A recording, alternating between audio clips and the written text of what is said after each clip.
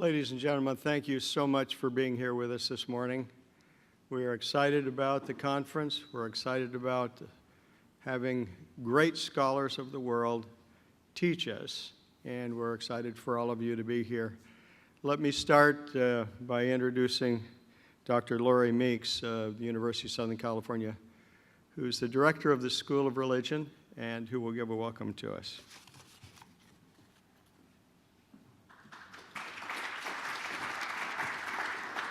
Good morning. Good morning and welcome to USC. It's a pleasure to be here today and to welcome you all to this global conference, Sacred Space, Sacred Thread. We've been delighted to work with the Widtsoe Foundation over the last couple of years in sponsoring a number of events.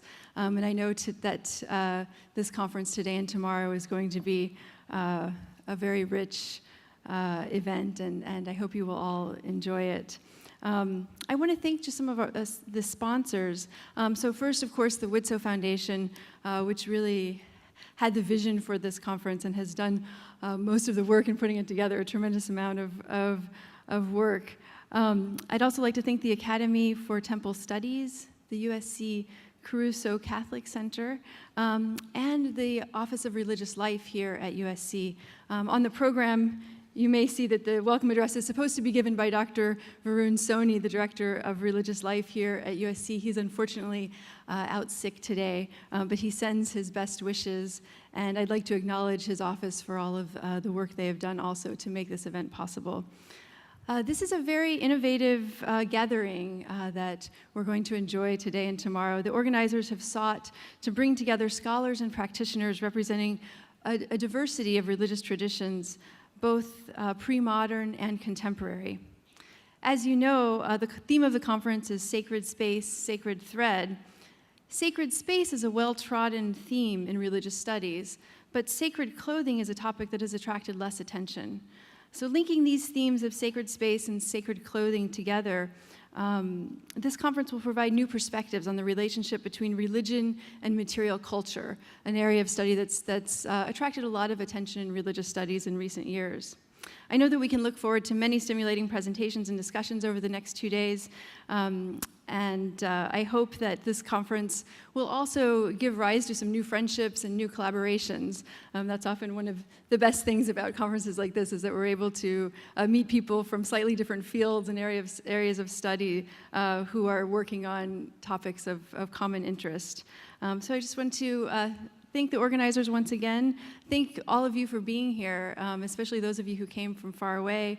And I'd like to acknowledge the people who are watching on video live stream. Welcome to you as well. And I hope you'll enjoy your time at USC the next couple of days. Thank you.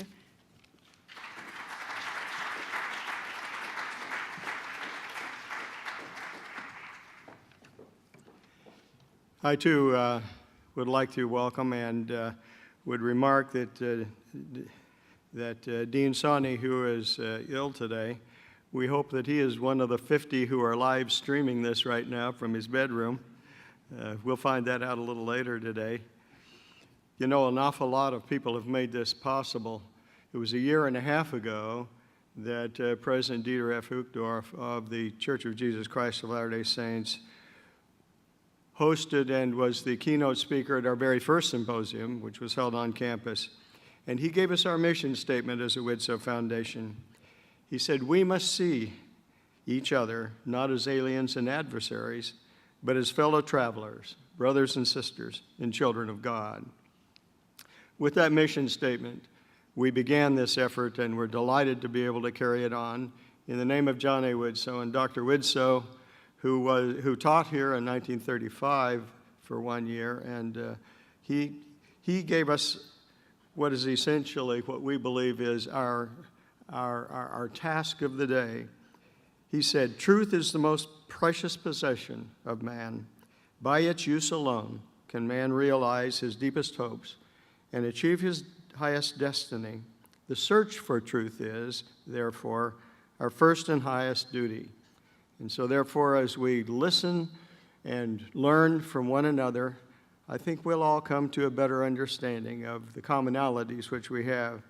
I'd like to give special thanks this morning to Jack Welch, Phil Barlow, and Gary Anderson of the board of the Academy of Temple Studies, to our Savior Parish Caruso Catholic Center, to the Los Angeles LDS Institute of Religion and its director, Mike Stanley, to the California Missionary Baptist Convention and Dr. Gaddis, to the Los Angeles Greek Orthodox community.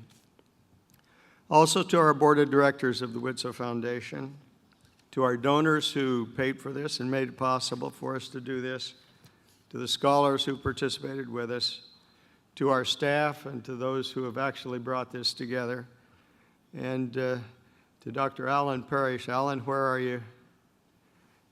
He's our foremost Widtsoe scholar and who helps us understand the life and mission of Dr. Widtsoe.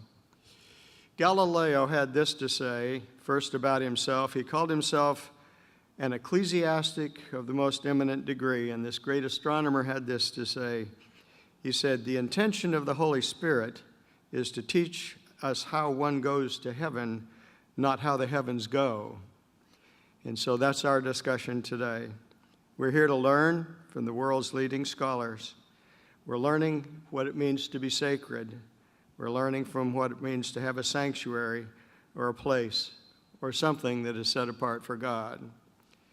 In Psalms, we learn that the earth is the Lord's and the fullness thereof, the world and they that dwell therein. For he hath founded it upon the seas and established it upon the floods. So I think we can safely say that the entire earth is sacred and everything therein, for all comes from God.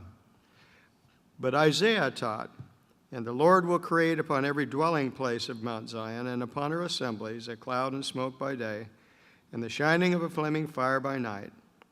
For upon all the glory shall be a defense.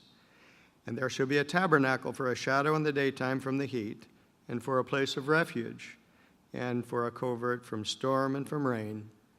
Isaiah then points out there are three sacred places: our homes, our dwelling places, our assemblies, churches and places of daily worship, and tabernacles, places of special worship, temples, mosques, and so forth. These are sacred spaces. The prophet David O. McKay added, "No success in life can compensate for failure in the home, for clearly the home should be a sacred place where God's Spirit dwells." And the followers of the Quran, the pilgrimage to their sacred sites is for many millions a once-in-a-lifetime experience. So as we look at sacred spaces from this perspective, I would hope that we would look at 4 goals for the conference. First, to identify the uniquenesses and the commonalities which we all share, and I think we'll find that there are far more commonalities than uniquenesses. Second, I hope that we can further the global discussion of the essential mission of all of us in the protection and preservation of everyone's sacred heritage sites, of the places of worship and the symbols of worship. The destruction of civilization's historical documents and places and symbols of worship is a crime against humanity, and one which we must all take every possible effort to find, restore, protect, and value as our own. Third, I would hope that we would take with the Apostle Paul, "Now therefore ye are no more strangers and foreigners, but fellow citizens with the saints and of the household of God." And finally, I would hope that we could keep in front of our public leadership the centrality of sacred spaces in our communities, that they are essential to the vibrancy and unity and moral compass of the community, and the recognition that faith leaders and their congregations of believers are involved in the front lines of service to those for whom hope many times is a distant past and a receding dream. And finally, while I recognize that we cannot do everything, we do have an obligation to do something. So in that spirit, I am delighted to welcome you all here today, as well to introduce Dr. Jack Welch, who will introduce our keynote speaker. Thank you.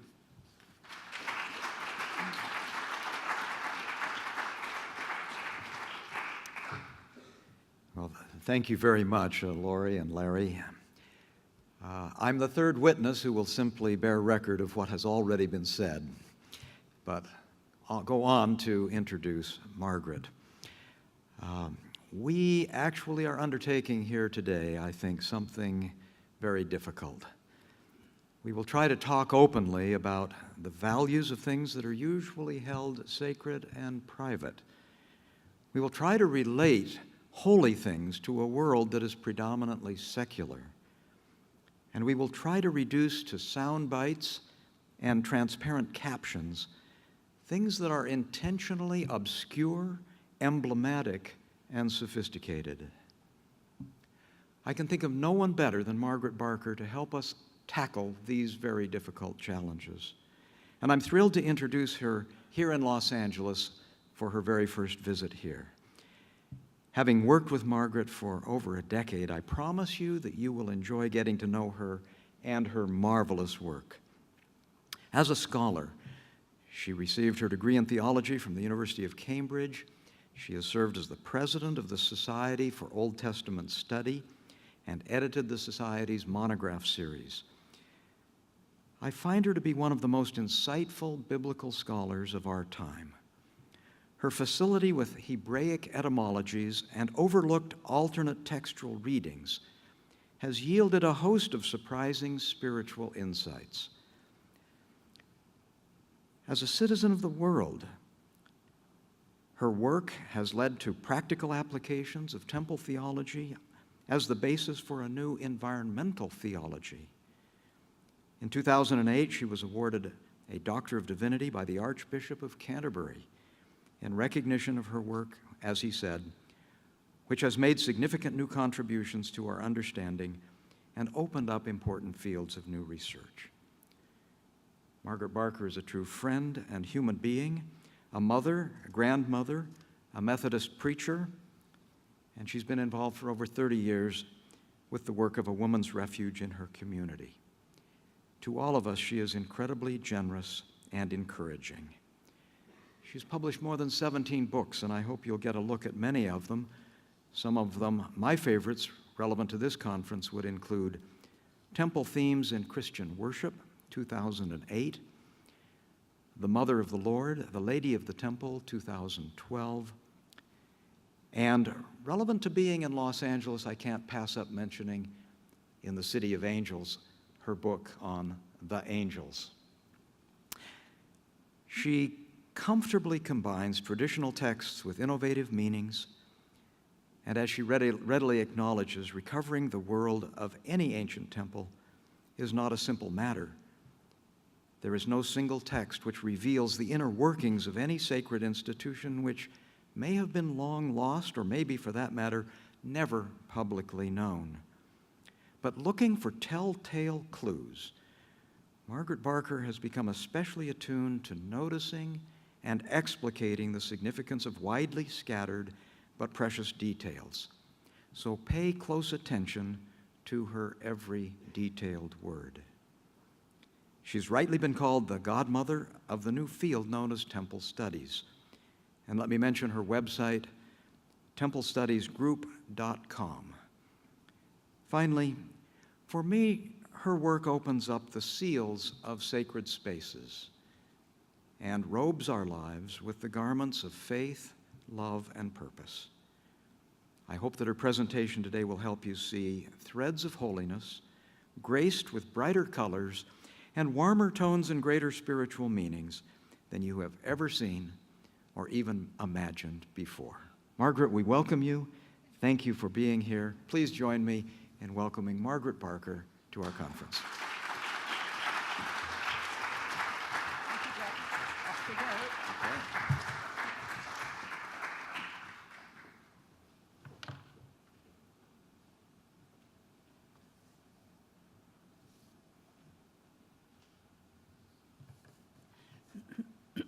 I'm going to talk this morning about the making and the meaning of the colored fabrics of the temple. There was a huge curtain in the temple that separated the Holy of Holies from the main part of the temple. It was known as the veil of the temple, and was a magnificent piece of woven fabric. More than once it was taken as loot by invading armies. Antiochus Epiphanes, the Syrian king who attacked Jerusalem in 169 BC, took away the veil, and some 300 years later, the Greek writer Pausanias saw it in the temple of Zeus at Olympia.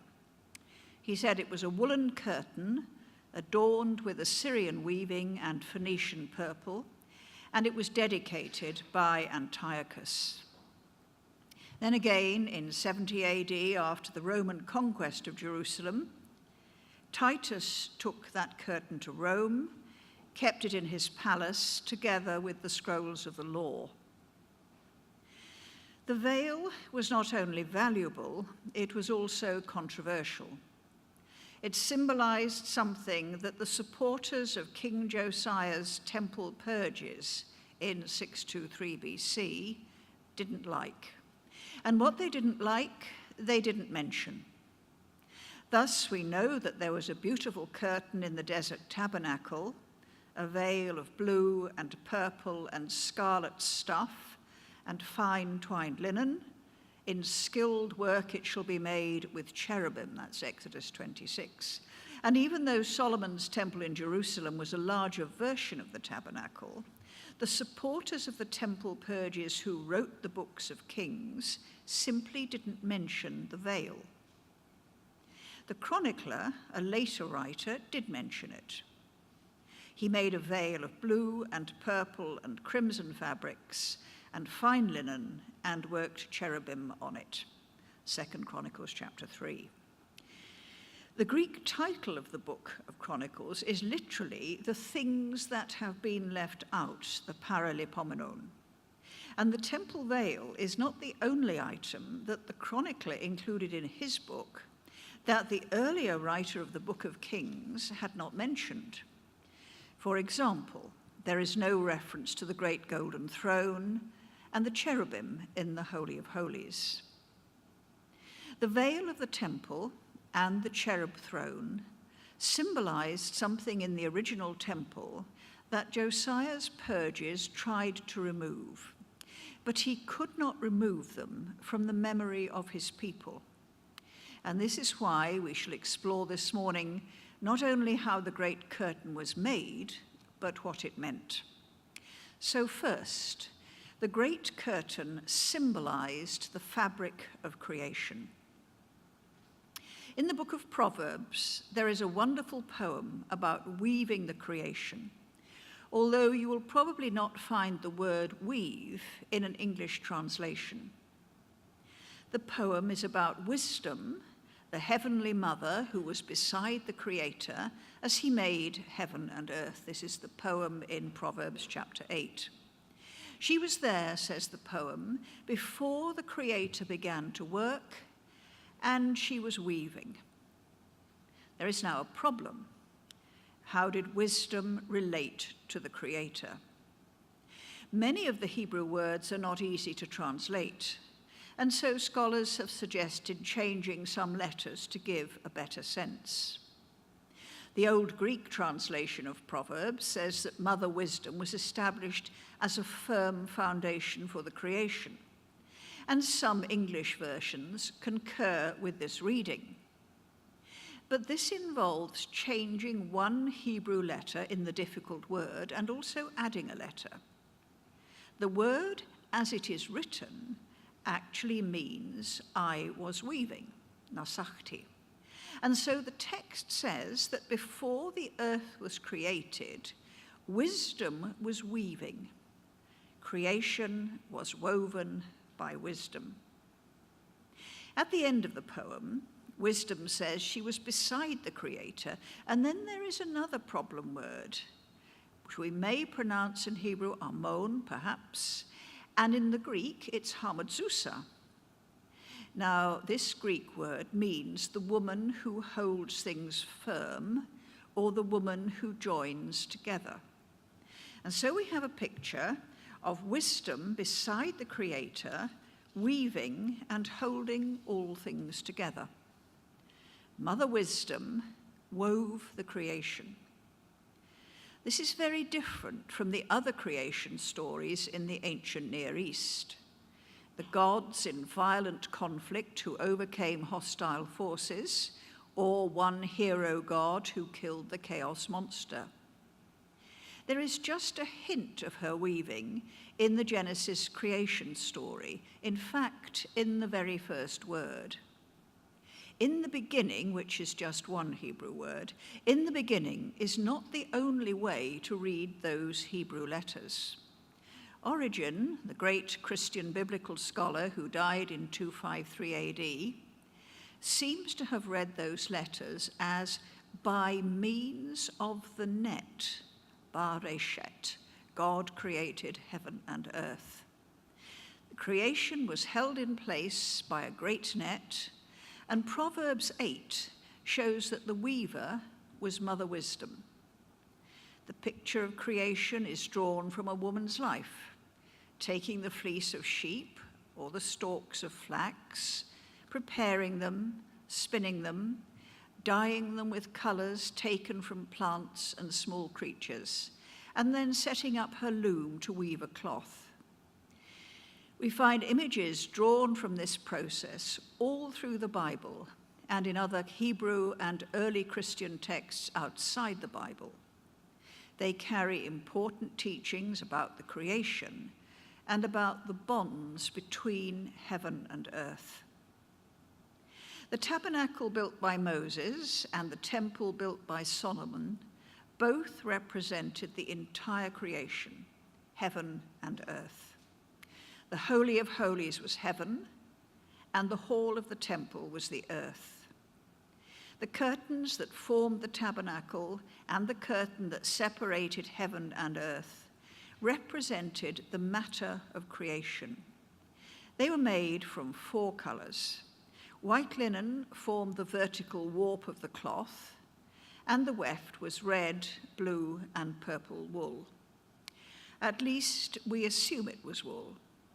The Hebrew text doesn't say what the colored threads were, but later writers said they were wool. This is strange because it was forbidden to mix different fibers in one cloth. Perhaps the cloth made this way was especially holy, and so it was forbidden in ordinary uses precisely because it was only for temple use. The general rule was you shall not wear mixed cloth, wool and linen together. The colored dyes for the wool were also forbidden, made from unclean creatures. The purple dye and the blue dye came from sea snails, and the red dye came from a worm that lived in oak trees. Snails and worms were unclean, and yet the dye for the temple fabrics was made from them.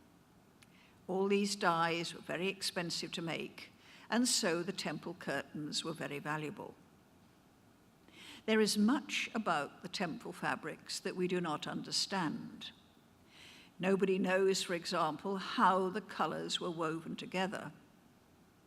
Some people think that colored threads were woven closely together, and so the cloth looked purple. Each color represented one of the 4 elements: earth, air, fire, and water. The blue represented the air, the red represented the fire, and the purple represented the water because they said the purple dye came from a sea creature. The white linen had a double meaning. It represented the earth because linen was made from flax, which grew in the earth, but it was also used for the garments of angels in heaven. The vertical linen thread linked earth and heaven. There is nothing in the Hebrew Bible about this color symbolism. In fact, there is nothing in the Hebrew Bible about the meaning of the temple and its furnishings. This was known only to the high priests. Weaving the various fabrics was described in great detail, but there is nothing to say why they had to be made in that way. The only 2 people who wrote about the color symbolism were Philo, a Jew in Egypt who lived at the same time as Jesus, and Josephus, a Jew in Palestine, who lived about 30 years later. Both came from high priestly families, and both said the same about the colors in the temple curtain. Presumably they knew the secret teachings of the high priests, but they broke the rules and revealed the meaning of the colors. There are technical words in Hebrew that describe weaving, but nobody knows for certain what they mean. There is a short piece about making the veil in the Mishnah, which is an account of Jewish rules and customs in the time of Jesus, about that time. The curtain at this time was 10 meters wide and was woven apparently by 82 young women, but that could be read as the cost of the curtain. This was far too big to be woven in one piece by young women. The rest of the text seems to say that the curtain was woven in 72 pieces, long strips, and each one had 24 linen warp threads. Each strip was about 14 centimeters wide, one hand breadth, and so they must have been sewn together. This is the curtain that tore when Jesus died. There was an earthquake, the curtain tore from top to bottom, and one of these seams between two of these 72 strips is what tore. Temple mystics saw the meaning of the veil in their visions. Rabbi Nahunya, for example, lived near Jerusalem at the end of the 1st century AD, and in his visions, he stood before the throne of God in heaven in the Holy of Holies. He saw the back of the great curtain and said that he saw the whole creation. An approximate translation of a very, very difficult text is that he saw upon the curtain the mysteries, the secrets, the bonds, and the wonders, the weaving of the fabric that perfects the creation. He saw the interweaving upon it and the beauty of heaven and earth. He saw all distant parts of the earth and the inhabited world. He saw the distant parts of the firmament on high, and all the bindings and the stitches and the seams. So this was the strips of fabric sewn together. His pupil, Rabbi Ishmael, saw the secret weaving of the creation with all its mysteries. In his vision, he saw the curtain where all history was drawn, and a great angel showed him the details. Another Jewish mystic saw something very similar. He wrote, "Your hovering throne, which fastens the peg of the weaving of the fabric that makes perfect the creation and its interweaving. Standing upon it are many years and generations without end." This again is a very approximate translation. So how old was this belief about the curtain? All the evidence I've given so far is rather late in terms of the Jerusalem temple. The rabbis I have quoted all lived after the Jerusalem temple was destroyed by the Romans in 70 AD. But there is good reason to think that the temple curtain had always represented the creation and history. The book of Isaiah shows this well, and the earliest parts of the book were written long before Mother Wisdom and her weaving were banished from the temple. The prophet Isaiah had many disciples over many generations, but the master of the school lived before 700 BC, that is, about 800 years before the rabbis who saw creation as a woven cloth. Like them, Isaiah had a vision of standing by the throne in heaven. He saw the Lord's robe filling the hall of the temple, and he heard the heavenly seraphs proclaiming that the glory of the Lord filled the whole earth. This is Isaiah chapter 6. Since the hall of the temple represented the earth, Isaiah saw the Lord's robe as his glory filling the earth. In other words, the glorious cloth of his robe was the creation. A disciple who lived perhaps 150 years later reported that he had a similar experience, but what he saw was history on the curtain. The Lord, he said, had stretched out the heavens like a curtain. The prophet had stood beyond that curtain at the beginning of all history.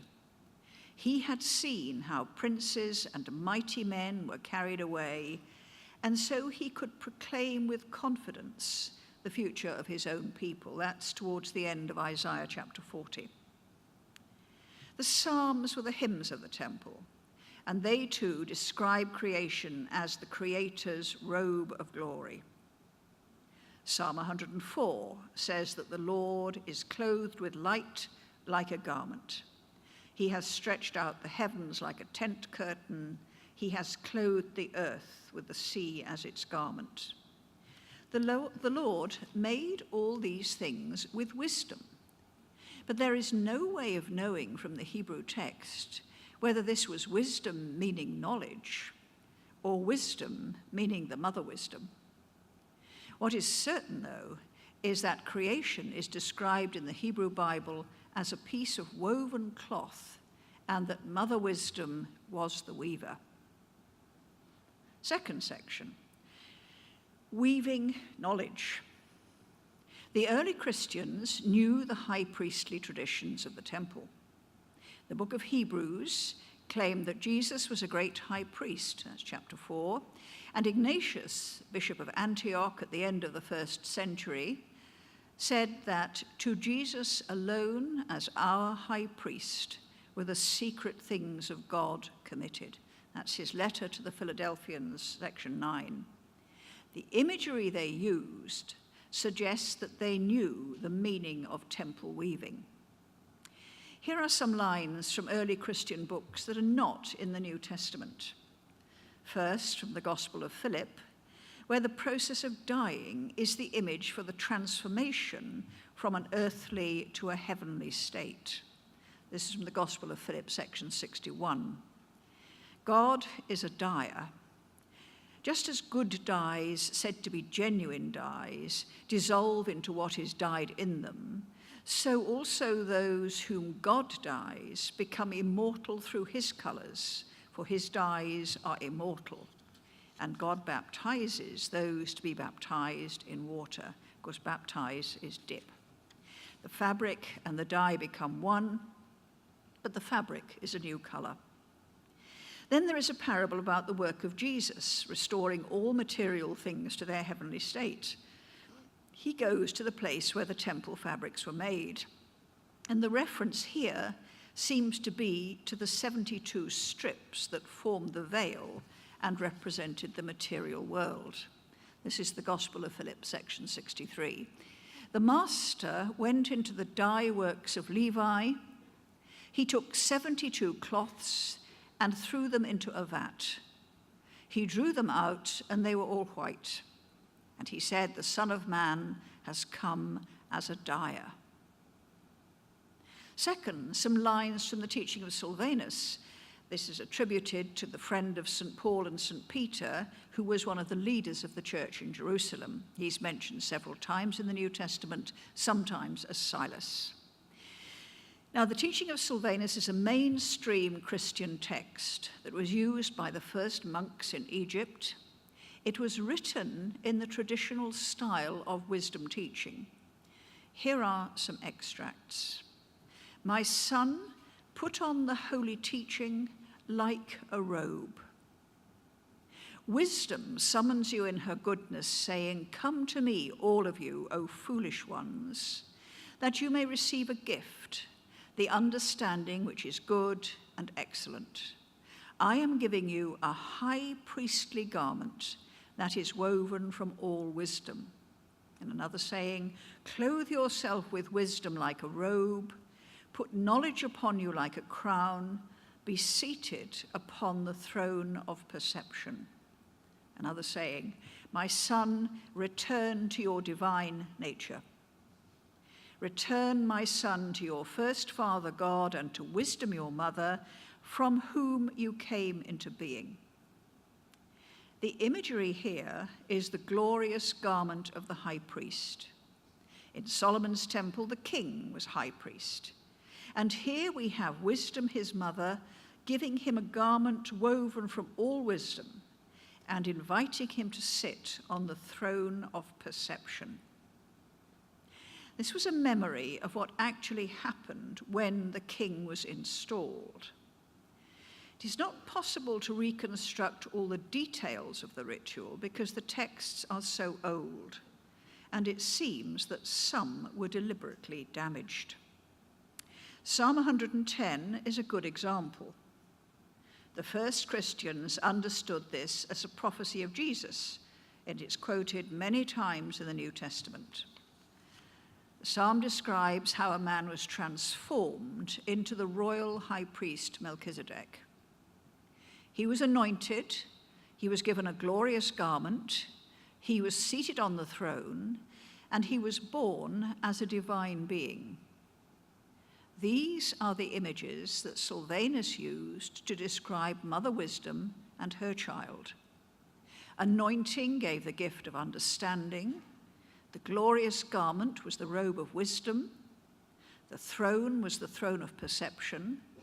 And the heavenly birth was returning to his divine nature. The words of Sylvanus are an exact parallel to Psalm 110, but written many centuries after the psalm and showing how the early Christians understood it. The verse that describes the temple ritual, however, is almost unreadable in the present Hebrew. But it does make sense if the vowels are changed and the words are read differently. And then you find, verse 3, your mother graciously offers to you glorious garments on the day of your birth. From the compassionate one I have begotten you, with dew as the morning star. Dew was the anointing oil, that was a common name for it.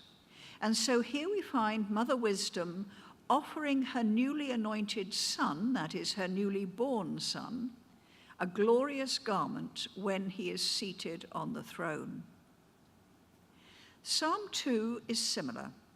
It describes how the king was born when he was put on Zion, the holy mountain. But the word put is in fact the word weave. And so the line is literally, I have woven his king on Zion, his holy mountain. Presumably this means that someone has given a woven garment to the Lord's king. The Hebrew is usually changed to give the translation, I have set my king on Zion, my holy hill. But in fact, the speaker is someone else who has set the Lord's king on Zion. I have woven his king on Zion, his holy mountain. Now, when Jesus was born, Luke says that his mother wrapped him around, gave him his garment, and then put him in a manger. Now, although Luke wrote in Greek, this story must have been first told in Hebrew, where the word for manger sounds almost the same as the old name for Jerusalem. Manger was Ebus, and Jerusalem was Yebus, very similar sounding words. The people who first told this story described Jesus as the son of the Mother Wisdom, wrapped in her garment and set in Jerusalem. Third, the garment of wisdom. The temple curtain, you remember, was woven to represent the creation. In his vision, Isaiah saw the Lord's train filling the hall of the temple, showing that his glory filled the earth. The high priest's garment, the ephod, was made from the same fabric of the veil, and it too represented the creation. A book written in Egypt not long before the time of Jesus says, on Aaron's robe was the whole creation. This is the Wisdom of Solomon, chapter 18. There was, however, one difference between the fabric of the veil and the fabric of the high priest's ephod. The high priest's garment was interwoven with gold thread. The Hebrew says only that hammered gold was cut into threads to work into the fabric.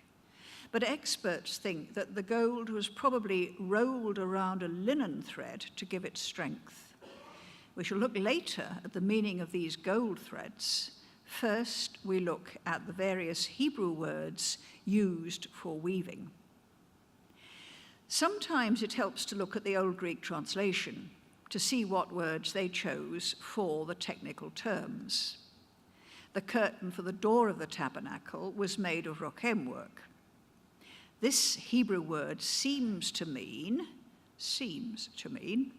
woven from several colors or perhaps embroidered with several colors.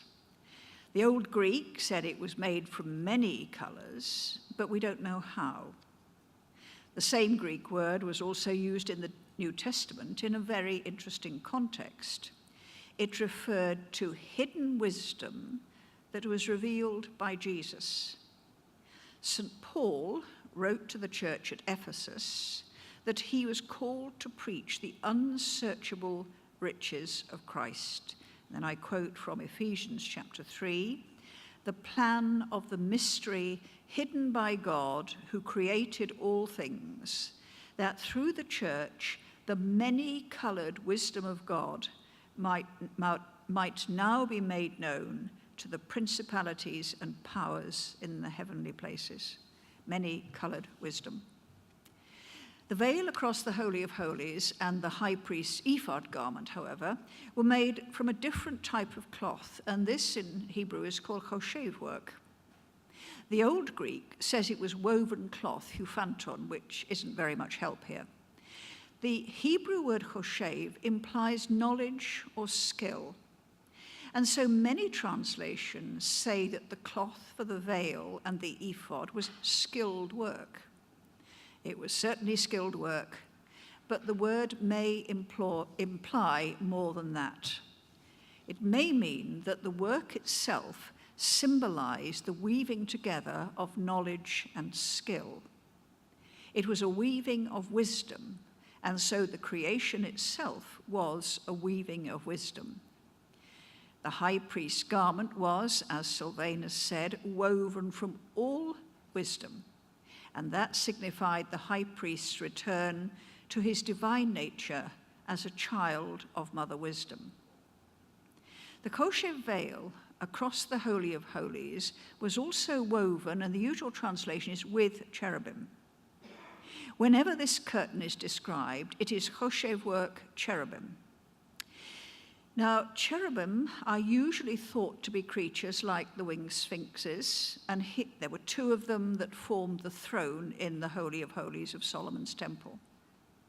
In Moses' tabernacle, there were two smaller cherubim over the Ark of the Covenant.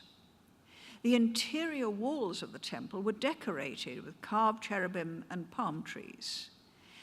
The cherubim of the Koshien curtain are often imagined as golden sphinx-like creatures woven into the cloth.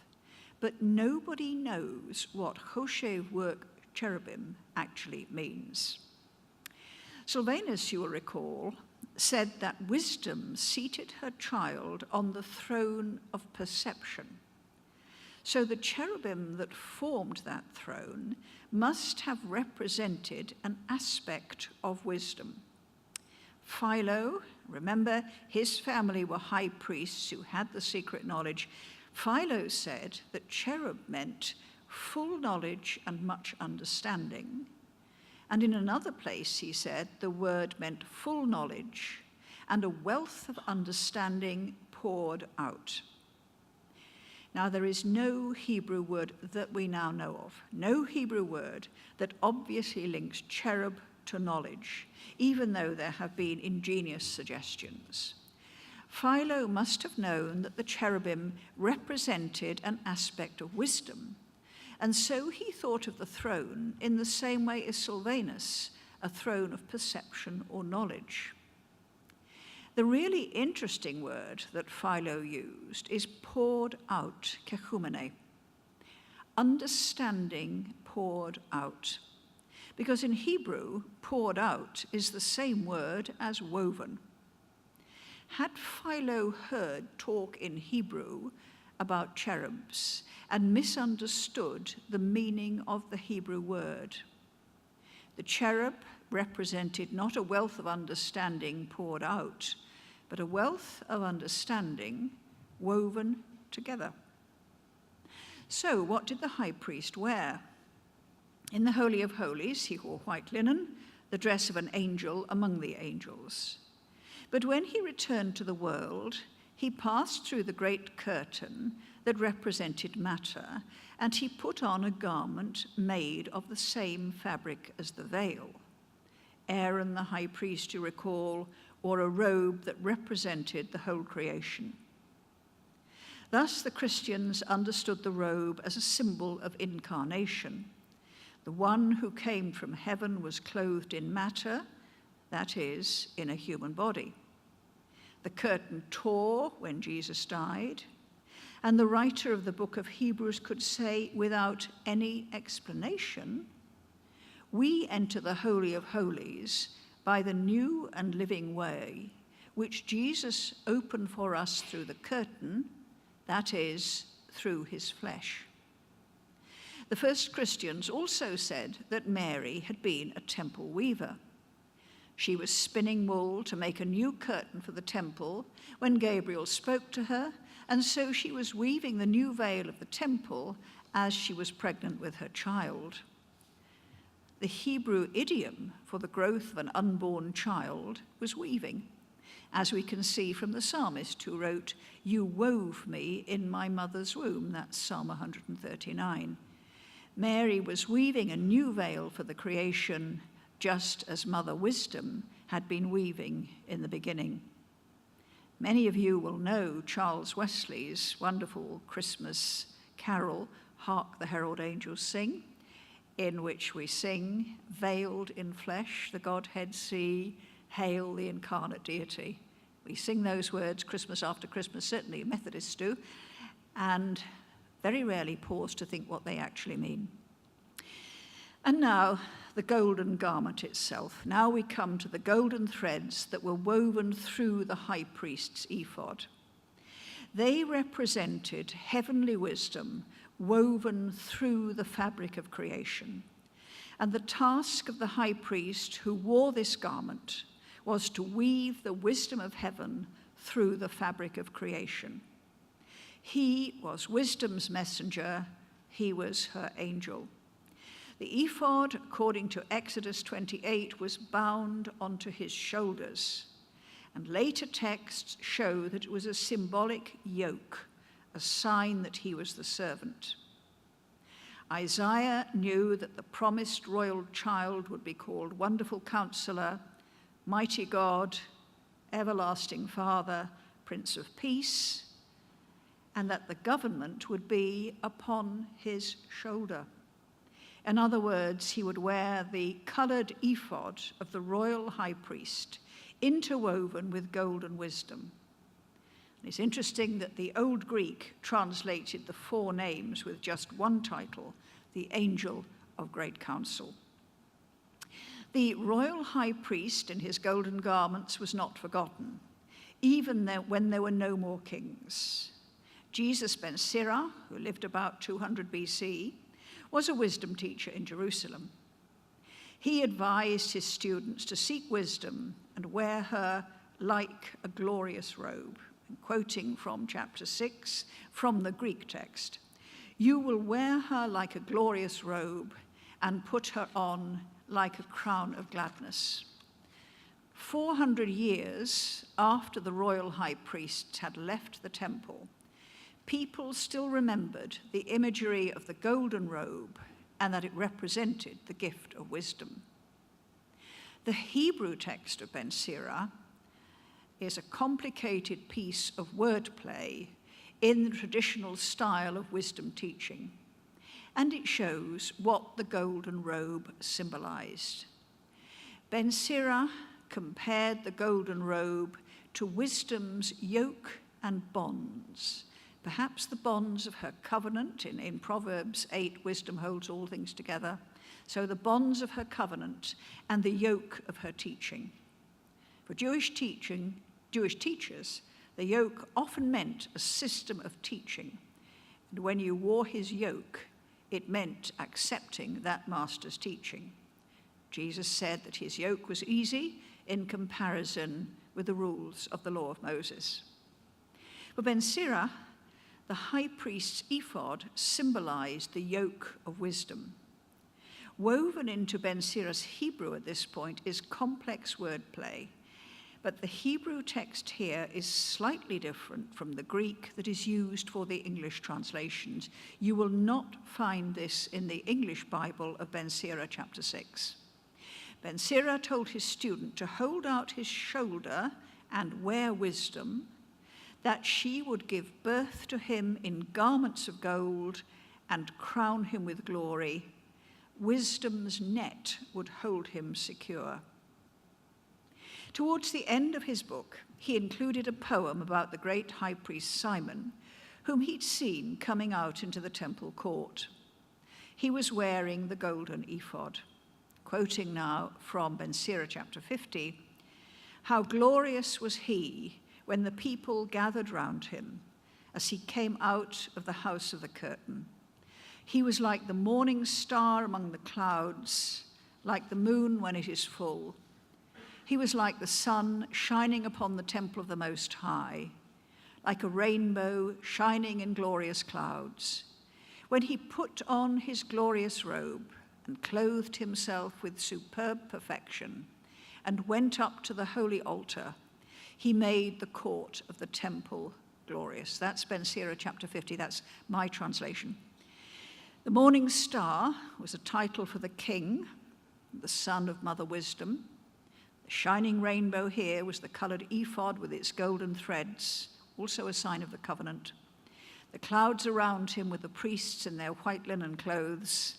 The high priest coming out of the temple into the world was the light of dawn coming from heaven. About 200 years after Ben Sira, in the time of Jesus, Philo said that gold represented the pure being of heaven, and that the golden ephod itself represented heaven. He showed that all the imagery of the golden ephod was still known in the time of Jesus. Philo knew that the ephod was a garment woven from the same fabric as the temple curtain, red, blue, purple, and white, but interwoven with gold. It represented the knowledge of creation interwoven with the light of heaven. Now, this is a paraphrase of his very complicated text. The high priest is not a man, but a divine logos.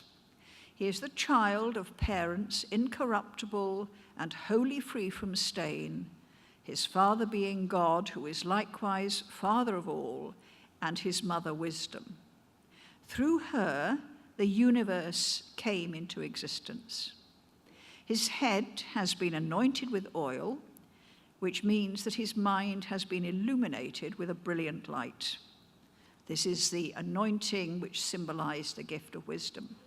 Philo continued, "Thus he is thought worthy to put on the garments. Now the garments that he puts on are the world, for he clothes himself in earth, air, fire, and water.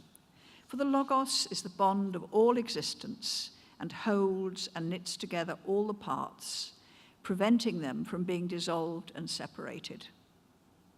The weaving of the ephod represented the four elements of the creation, enlightened with gold, the splendor of heaven. And the high priest wore this after he'd been anointed and his way of thinking had been illuminated. His person and his teaching held the creation together. Let us return now to Sylvanus and his teaching. Remember, this is an early Christian wisdom text in which wisdom, the divine mother, speaks to her child, the Christian. "Return, my son, to your first father, God, to wisdom your mother, from whom you came into being." Then the mother wisdom clothes her child as the high priest. Wisdom summons you in her goodness, saying, "Come to me, all of you, foolish ones, that you may receive a gift, the understanding which is good and excellent. I'm giving you a high priestly garment which is woven from every wisdom. Do not be desirous of gold or silver, which are profitless, but clothe yourself with wisdom like a robe. Put knowledge upon you like a crown, and be seated upon a throne of perception. From now on then, my son, return to your divine nature. Mother Wisdom and her many-colored weaving have disappeared from the way that we read the Old Testament today. But the images drawn from weaving are found in the older texts. The book of Job uses the language of fabrics to describe the creation. God stretches out the north, he hangs up the earth. This is like the vision of the Jewish mystic who saw the throne as the peg securing the fabric of creation. Your hovering throne, which fastens the peg of the weaving of the cloth that makes the creation and its interweaving. Job continues, God wraps up the waters in clouds, and the clouds do not tear. He covers the moon, and he spreads a cloud over it. These are all images of a cloth, stretching out, wrapping, covering, tearing. Isaiah described the foolish plans to make an alliance with Egypt as weaving a cloth that is not of my spirit. Mother Wisdom had been honored in the first temple in Jerusalem before King Josiah's temple purges, but he removed her and her weavers from the temple. He organized a great purge in his kingdom in 623 BC, not unlike the Reformation in Europe. He removed all traces of pagan practices, but he also removed many of the older ways of the temple. He took from the temple everything connected with Mother Wisdom, the great tree that represented her, the tree of life, and the houses of the holy ones in the temple area, where the women wove linens for Mother Wisdom. There is archaeological evidence for weaving in other shrines from the period of Solomon's temple. Loom weights and weaving tools have been found there, as well as the remains of looms and small quantities of flax and other yarns, some linen, some red, some blue wool. They must have been weaving the colored fabrics of the temple. We now know why they were there and what they meant. Temple theology is gradually recovering the world of the original temple in Jerusalem. As the evidence accumulates, so it becomes easier to recognize other elements whose significance has until now been missed. Words that seem to make no sense, loom weights and colored yarns in shrines that could not be explained. We are, so to speak, weaving together the threads of a world that was almost lost, and restoring the many-colored wisdom of the temple is part of this task. But why? What is the purpose of all this, indeed, of assembling a conference such as this to examine the smallest details of the temple and its textiles? I have focused on one element in the ancient temple, the colored threads and the gold in some of the fabrics. But every item, every detail, every measurement was significant. The measurements of the temple, for example, represented the precise proportions and harmonies of all creation and human society. In Ezekiel's vision of how the temple should be, the guiding angel showed him the exact appearance and plan and all its measurements. The prophet had to teach these to his people because the temple was in some way a reflection of their own condition. Quoting from Ezekiel 43, "Describe to the house of Israel the temple, that they may measure the pattern and be ashamed of their iniquities. Their lives were wrong, and their temple was wrong." There are several meanings here, just under the surface. The complex wordplay used by the temple teachers may well have intended all three meanings here. Iniquities is the same as the Hebrew word for distortions. We still talk about people being crooked or being crooks. It's also very like the Hebrew word for dwelling. The dwelling place of that the people of Israel had built, that is, the temple, was distorted, and this was a sign of their iniquity. The temple was the template for all life and for all ways of understanding the creation. Each element was a statement not only about being in the temple, but also about living in the world. The Lord should be at the center. The system was created that way. When Moses was told to build the tabernacle, the Lord said, "Let them make me a holy place, that I may dwell in their midst." The Greek translation here is slightly different. It says, "You shall make for me a holy place, and I shall be seen among you." The temple in all its detail was the visible revelation and guide just as much as the written scriptures. If you ask people what was revealed to Moses on Sinai, you will probably be told the 10 Commandments. Very few people realize that some 15 chapters of the Revelation on Sinai are details about how to build the place of worship.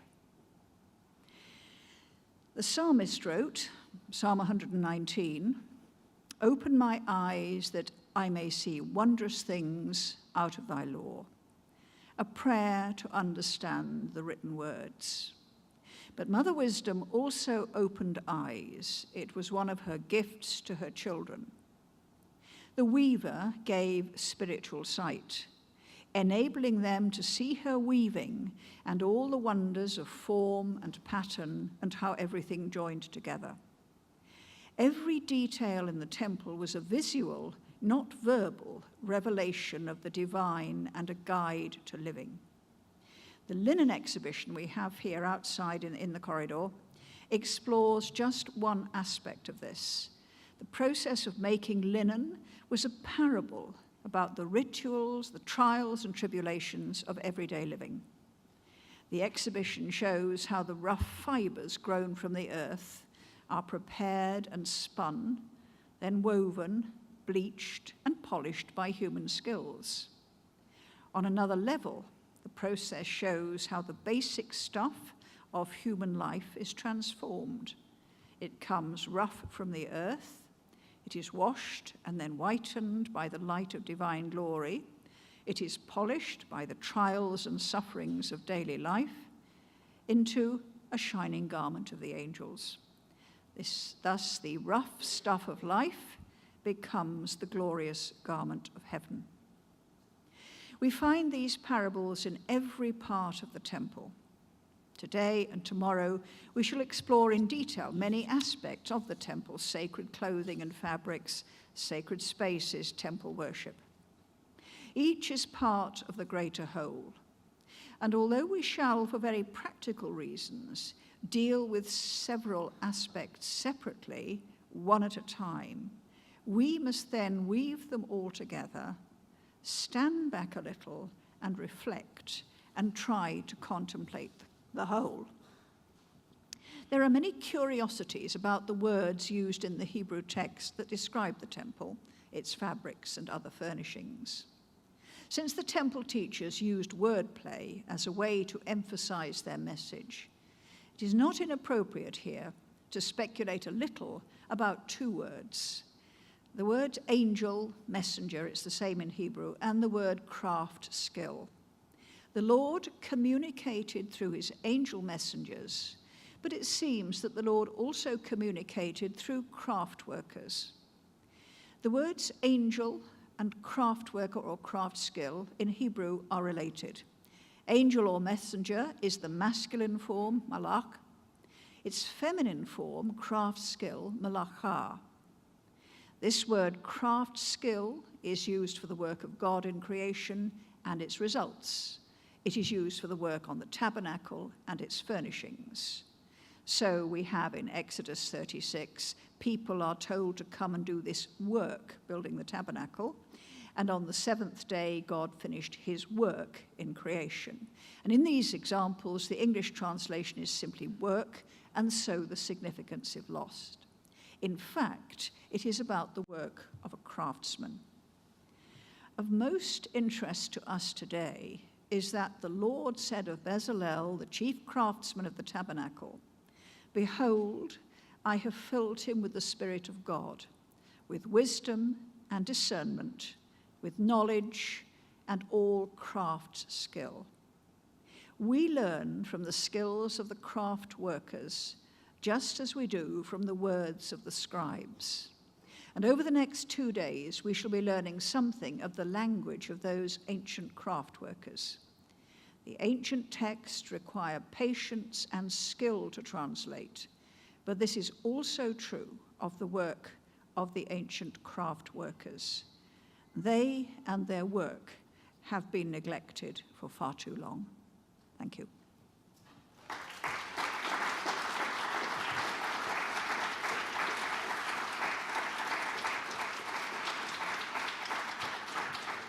Would any of you like to ask a quick question? Speak up loudly. What is the significance of the 7? The 72. The 72. Of course, in the Sanhedrin, you have... Well, 70 and 72 is a number that comes up many, many times. There are 70 sons of God, 70 nations upon earth, 70 scholars translate it. Simply, it seems to be a favorite medium-sized number, not enormous and not small, but I can't think of any other than perhaps representing the whole, the 70 sons of God or the 72 sons of God, representing all the nations on earth. It might have been that. But certainly 70 and 72 pop up all over the place in the temple. It's an expected number. Yeah.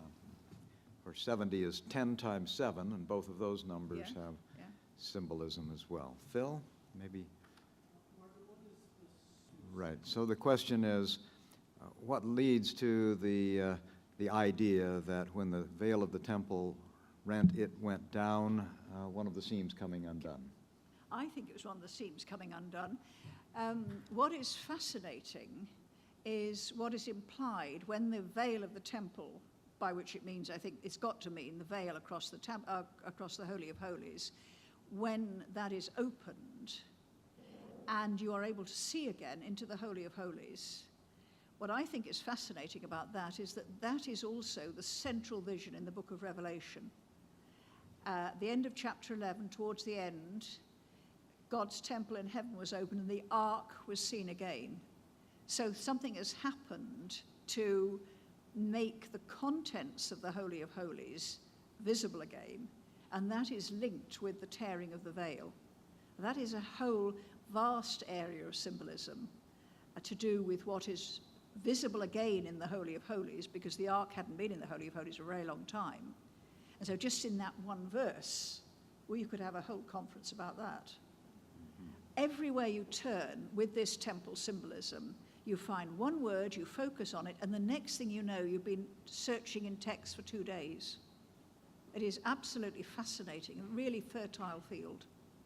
Let's have you all stand up. We're going to take a break for just a minute as we get our next session. We'll introduce to you our speakers in literally just 2 minutes.